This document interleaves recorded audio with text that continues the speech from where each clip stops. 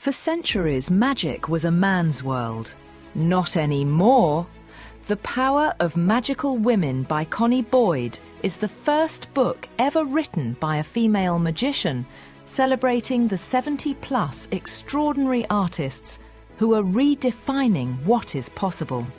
Connie Boyd, an award-winning magician, and now a groundbreaking new book, The Power of Magical Women, and is being described as the first book of its kind. If there's a book you want to read that hasn't been written, you must write it. And I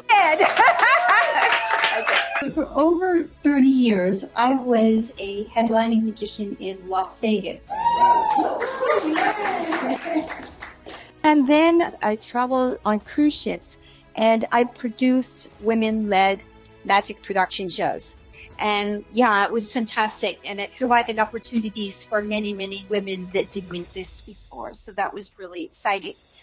The last 5 years, there was a question that I was striving to answer, and that is, what happens when something can finally become seen? Many people think that women in magic, that they don't exist. But the reality is that they exist, and they have existed for all time. The women that I've included in this book are women who are shaping magic's future. They're the giants that were before us, that we're standing upon their shoulders, and that we need to recognize that and acknowledge that, because it's really very important.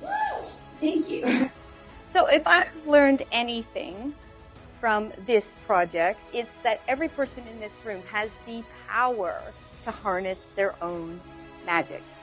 And they can use that magic to become stronger within their own stories. And I don't mean being a magician, I mean the connections, magical connections. So how would you do that? Well, perhaps this book and perhaps these stories within this book will transcend the pages and they will inspire you. Or perhaps it will be the representation and influence of positive energy and hope and change.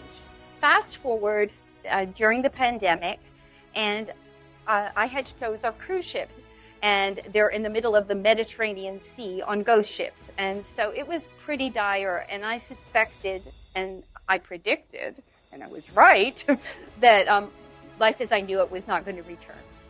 And so I wanted to explain anything positive, and I wanted to be proactive, and I wanted to use the time that I had. So I created a project, and that project was called the Magical Women Project.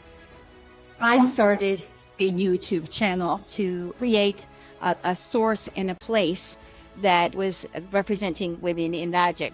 And I had no idea what I started. I had no idea that it would turn into what it has today. But the important thing I want to say to each of you in this room is that I started, that I just pivoted and I took that first step forward. And it's really important to follow your dreams and to try to do something that perhaps you've been shelving or you're afraid to do. Just take that first step, and you'll be surprised where you'll end up.